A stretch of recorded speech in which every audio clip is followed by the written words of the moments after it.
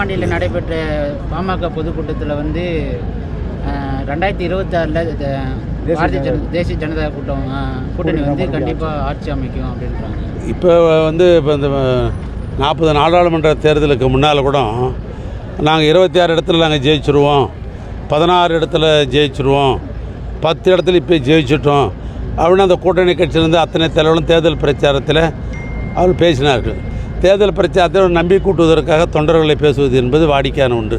அப்படி அவங்ககிட்ட இருக்கிற தொண்டர்கள் யாரும் நம்ம விட்டு போயிடக்கூடாதுன்றதுக்காக ஆட்சி அதிகாரம் நமக்கு கிடைக்கணும், அதை இருக்கிற அவருடைய தொண்டர்களை தக்க வைத்ததுக்காக சொல்லப்படுகிற கருத்தை ஒழிய 24 திராவிட மாடல் ஆட்சி தமிழ்நாட்டு முதலமைச்சர் அருமையின் தளபதி தலைமையில் தான் அமையும்.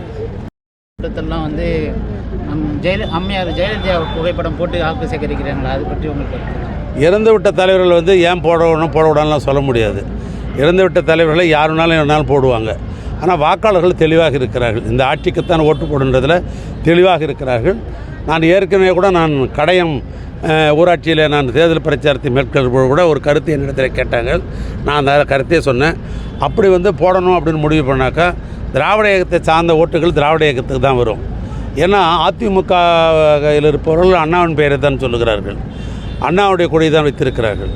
அதனால் அண்ணாவுடைய நிறுவனரே திராவிட முன்னேற்ற கழகங்களுடைய தலைவர் தான். மக்கள் தலைவர் எம்ஜிஆர் அவர்கள் ஏற்கனவே சொன்னால் நான் பொருளாளராக இருந்தவர் அவர்கள்.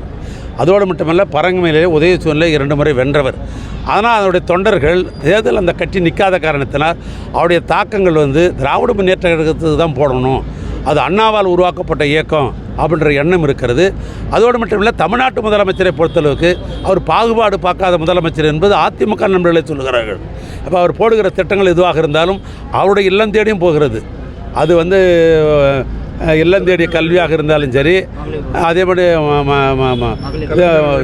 இது கலைஞர் வீடு கட்டுகிற திட்டமாக இருந்தாலும் சரி, மக்களை தேடி மருத்துவமாக இருந்தாலும் சரி, புதுமைப்பெண் திட்டமாக இருந்தாலும் சரி, இப்போ கடைசியாக ஒரு பெண்களுக்கும் குடும்பத் தலைவர்களுக்கெல்லாம் மகளிர் உரிமை தொகை என்கிற 1000 ரூபாய் இருந்தாலும் சரி, அவர் என்ன இந்த கட்சி அந்த கட்சின்னு பார்த்து ஆணை போட்டு கொண்டிருக்கிறார். ஆனால் அந்த பலன் அந்த குடும்பத்திற்கும் போகிறது என்பதை அவர் உணர்கிறார்கள்.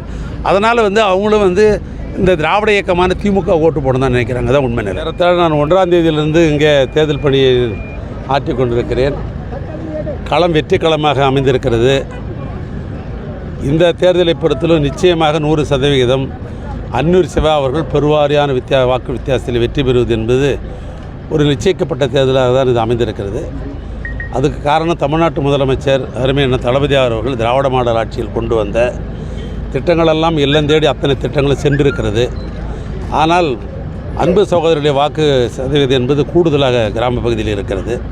அதனால் தான் நிச்சயிக்கப்பட்ட வெற்றி என்று சொன்னேன். நல்ல ஓட்டு வித்தியாசத்தில் வெற்றி பெறுவதற்கு வாய்ப்பு இருக்கிறது.